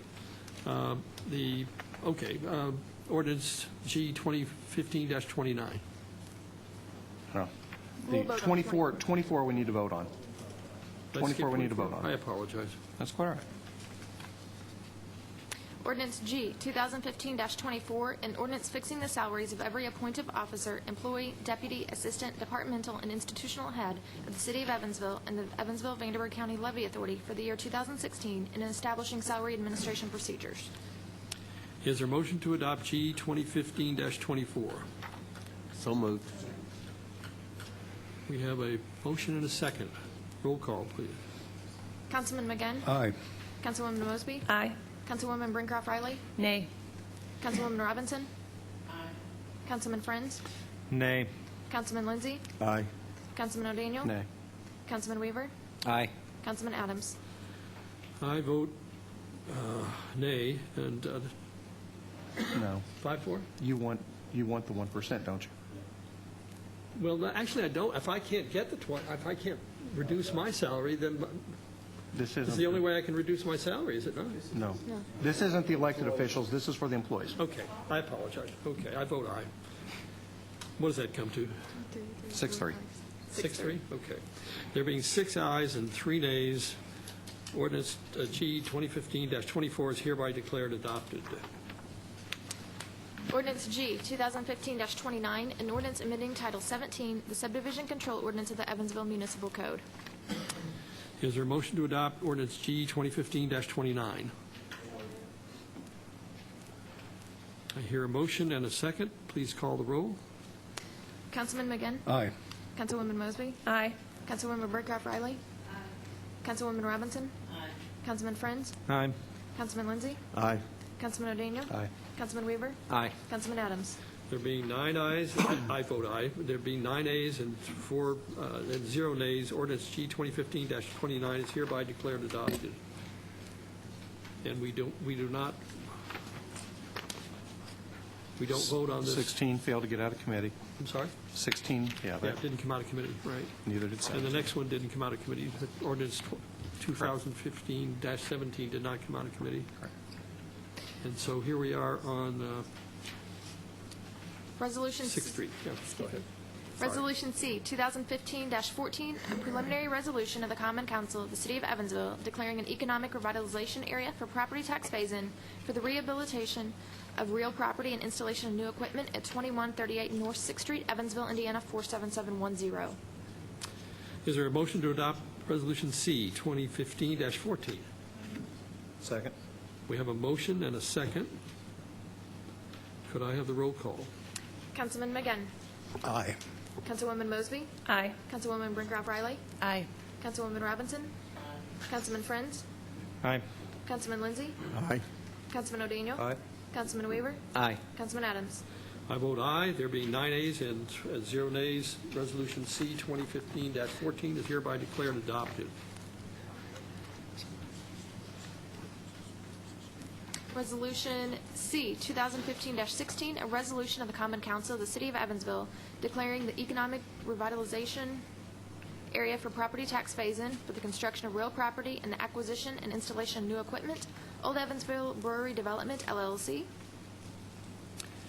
Is there a motion to adopt Resolution C, So moved. 2015-16? Have a motion and a second? Please call the roll. Councilman McGinn. Aye. Councilwoman Mosby. Aye. Councilwoman Brinkerhoff Riley. Aye. Councilwoman Robinson. Aye. Councilman Friends. Aye. Councilman Lindsay. Aye.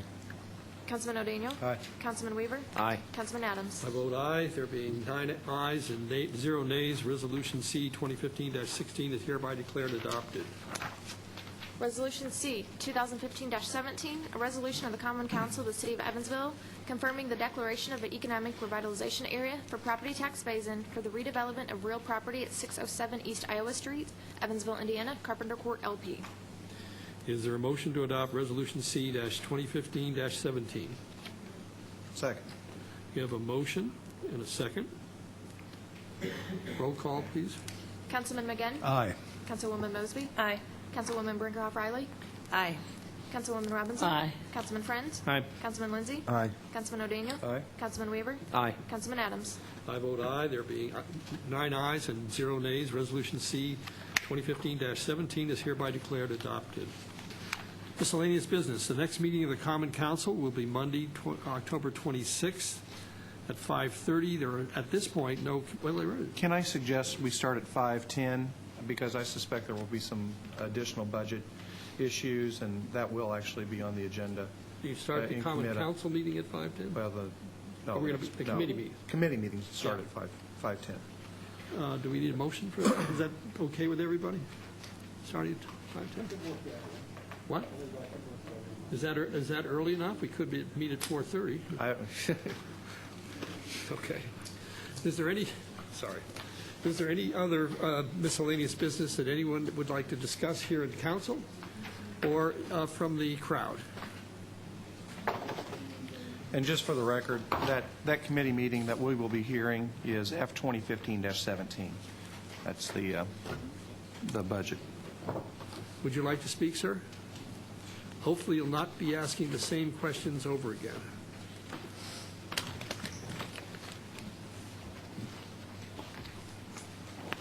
Thank you. I'm Steve Airy from 1249 John Street. How many questions do you have? Sir? How many questions do you have? Amazing. Is there anything in state statute or city ordinances that addresses the removal of any sitting council members who are charged or convicted of unethical, immoral, or any other unacceptable activities of personal misconduct? Well, that's a legal issue, and I'm not privy to make that kind of statement.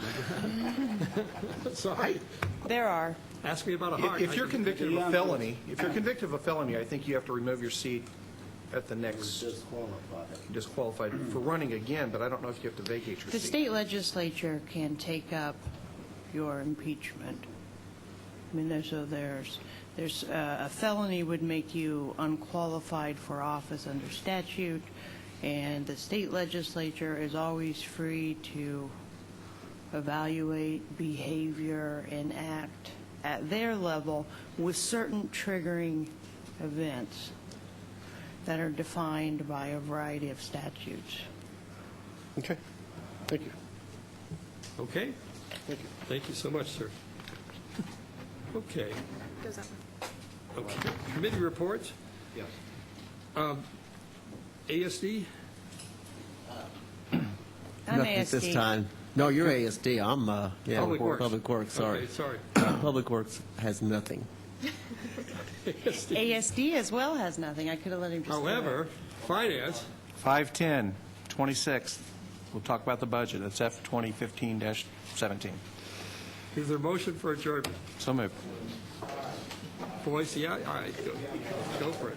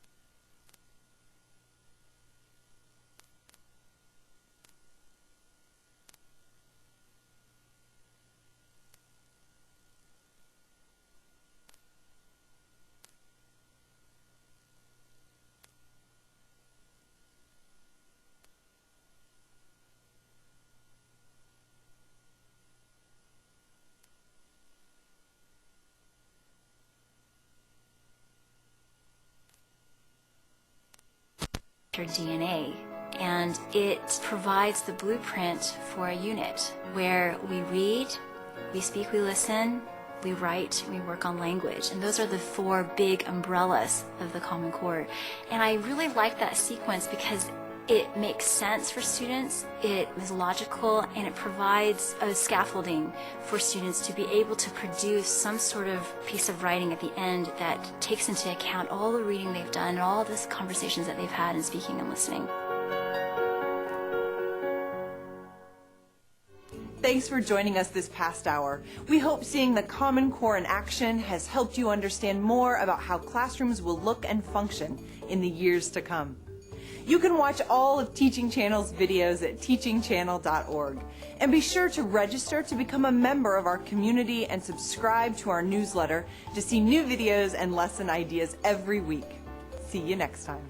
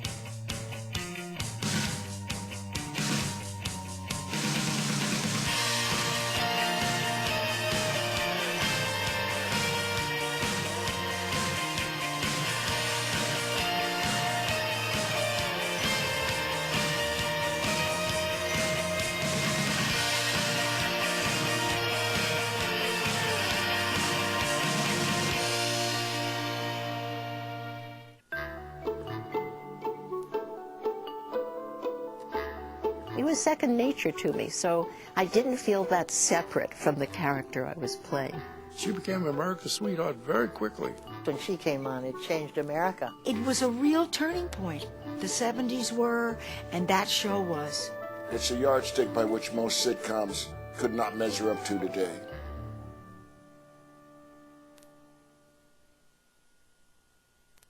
It is a new class of weapon made of and zeros. Cyber attack.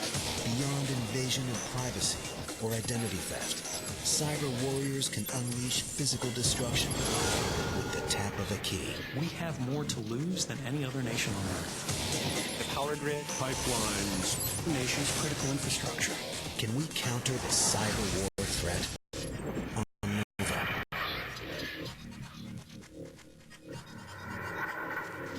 Time for an Alcoa Recycling Roundup.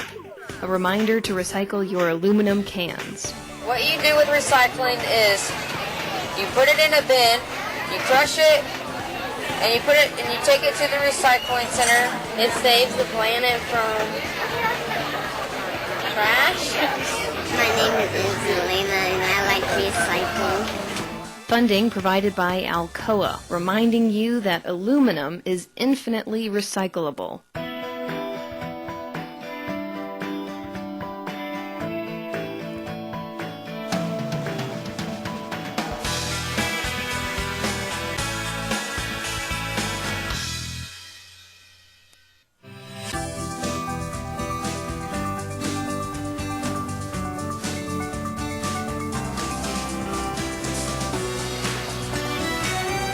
On Masterpiece. Lady Anne is the key to winning back Henry. This will happen. I mean to have him. She's going to ask you to do something for her. Take my advice, turn around and walk the other way. Some say that I should consider my marriage dissolved, but there are others who say I'm one of the others. The king was offended once. He can be offended again. Is it an arrest? Starring Mark Rylance and Damian Lewis. Wolf Hall on Masterpiece.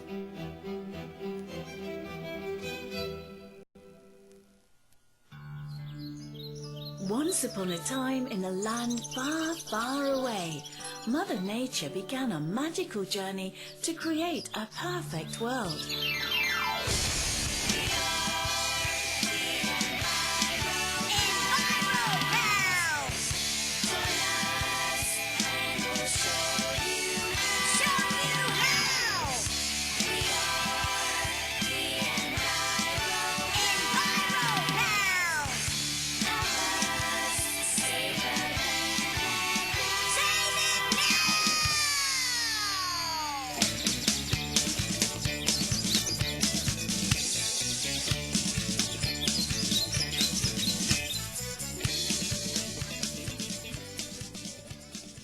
Sustainability, what a word. I have never heard that word before. I wonder what this word means. Anyone know what this means? Professor S, I don't know, dude. Me neither. You've got me. Well, it seems as if we are in a bit of a quandary. So, none of you know what it means? Nope. Well, you know that I don't know. And I know that I don't know. And we know, sweetie. We so know. I'm not sure what the problem is. I've been listening to all of you, and the answer is very easy. Sustainability simply means to hop on one foot while saying your ABCs backwards. Frankly, I'm surprised at all of you for not knowing that. Dude, Mr. L, I can barely say my ABCs the right way, and doing it while hopping on one foot is too much to even think of. Listen, Gnarly, you could do it if you really focused on it. Your problem is you don't focus enough. Mr. Leo, please be nice to young Gnarly. He has plenty of focus, especially when he's surfing. Well, although Mr. Leo has once again made a valiant effort to solve the question as to what sustainability is, I think we should at least consult with Ray Ray and see what he can bring to the conversation. What do we have here? It says we should look for more reusable and, above all, more sustainable forms of energy. Sustainability? Wow, that's a big word. I've heard of that before, though. Let's see what else it says. Oh, wait, here are some examples of sustainable energy. Wind, the sun, water. Oh, okay, now I get it. We do lots of things that involve sustainable and renewable sources of energy. Wow, for such a big word, it really is quite simple to understand. I completely agree with this author when he says that all of these things have been around forever and that we should all try to incorporate them into everyday things such as energy production. Sustainability. Very interesting. Sure, you can call Ray Ray, but you'll see that I was right. As usual. Yup, always right. Okay, I've had enough of this. Let's call Ray Ray. 3, 2, 1, Ray Ray!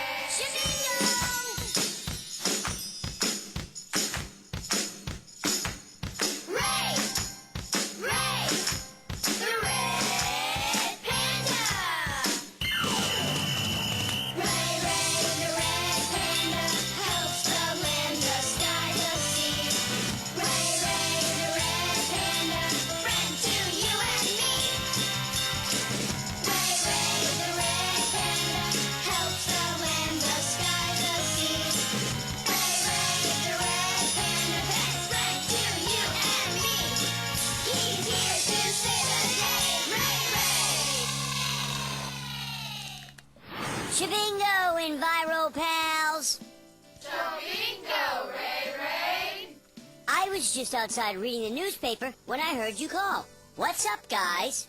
Well, Ray Ray, I was simply reading one of my journals and came across a word that I've never heard of.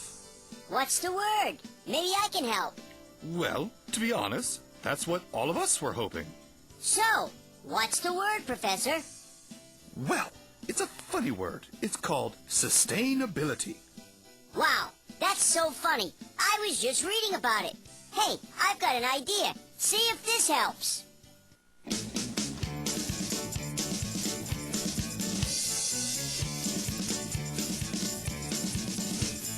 Sustainability is such a big word, one that you may have or may not have heard.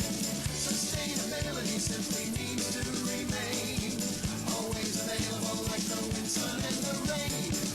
Hey, boys and girls, by now you might have heard of the word sustainability. Well, if you haven't, I'll tell you all about it. Sustainability simply means something that keeps going forever and ever.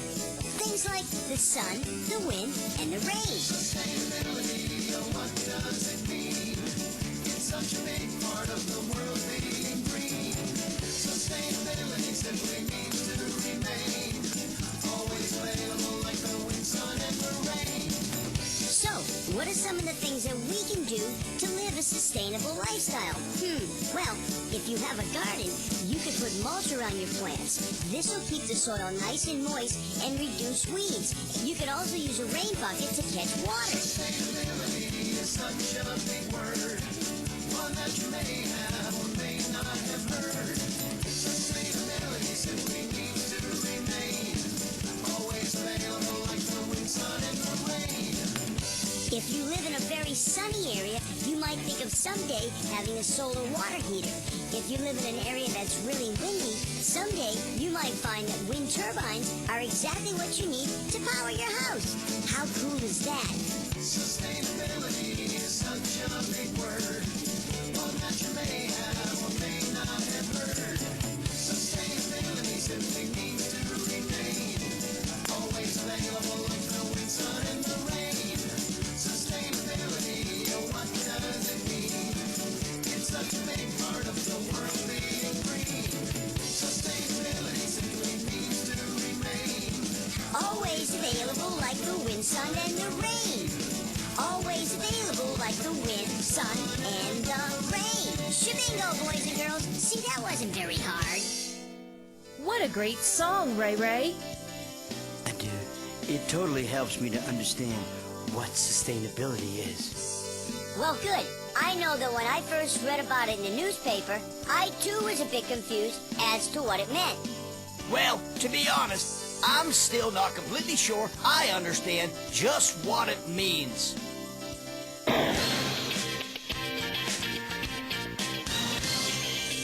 Hey, Ray Ray! Hi, Enviro Pals! Look, guys, it's Ethan, Jordan, and Beth. Hey, guys, what brings you here today? Well, we were just helping Safari Stan and his crew with the new solar panels they're installing. Oh, that seems very complicated. Do you know about solar panel installation? Well, what Jordan means is that Beth, Jordan, and myself will be there to hand them tools when they need them. That's still helping, Ethan. Oh, absolutely, Jordan. In fact, I always help Safari Stan when he's working on the Safari Jeep. Well, actually, I just hold the flashlight. But it's still an important job. I agree, Ray Ray. So, what are you up to today? Well, it all started when I was reading my magazine and came across the word sustainability. Since then, that's all we have been able to talk about. What it means. Well, Professor, sustainability is the ability to keep going without stopping. Yeah, like using the sun to power things like the house tree.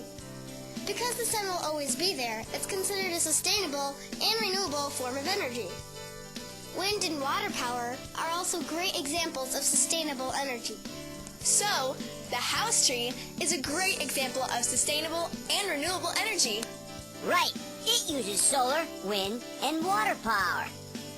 Which are all sustainable forms of energy. Right, guys. And after listening to what you've all been up to today, I see we're expanding and we'll use even more solar power. And my house uses solar energy to heat the water. That's great, Beth. And I know firsthand how well it works, too. The water here is always nice and hot here in the house tree. Right, Ray Ray. Compliments of the good old sun. I also heard from Safari Sue that there are plans to put up wind turbines on the shore of the Sea of Naturia. Oh, that would be a great place, given that the wind seems to always blow there. Yep. The more solar panels and wind turbines we install here in Naturia, the better we'll be. Reusable and sustainable power, as good as it gets. So, Ray, the house tree has wind, water, and solar, right? That's right, Beth. We have 3 sustainable and renewable forms of energy: wind, solar, and water power. And there are also biological or natural forms of sustainability, such as a healthy forest or healthy wetlands. So, Professor, have you an idea of what sustainability is yet? Yes, and the more we talk about it, the more I understand it. Hey, you know what that sound means? It's time for a Critter Connection. Paws and claws and scales and tails, feathery wings on the wind will sail, living on land or in the deep blue sea. It's the Critter Connection. Shabingo! Hey guys, like all of our animal friends that visit us on the Critter Connection, the nice people at the Georgia Aquarium take good care of these animals. Today, we're here with our friend Lee and his friends, the leafy sea dragons.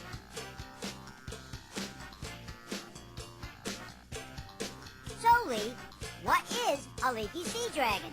Well, a leafy sea dragon is much like a seahorse in that it is in the cygnathid family, which you could find these guys off the coast of Australia, and they typically will be a long, thin body with appendages that look much like seaweed. So, Lee, why is it called the leafy sea dragon? Well, it's called a leafy sea dragon because all along its back and tail it has skin appendages that make it look like a piece of kelp drifting in the water. What are some kind of predators or other animals that might want to hurt the leafy sea dragon? Well, that could be a variety of larger fishes that live off the coast of Australia. How big does the leafy sea dragon get?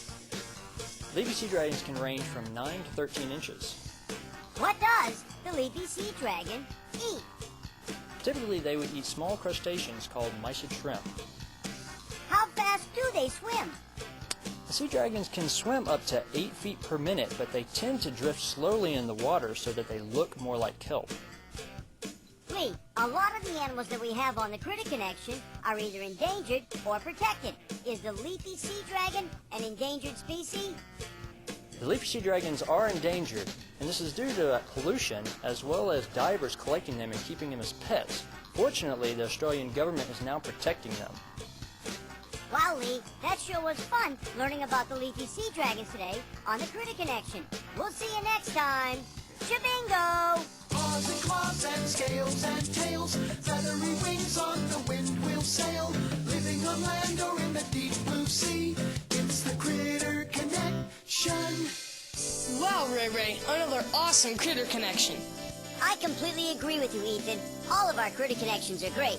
And so are the people who take care of the animals that visit with us.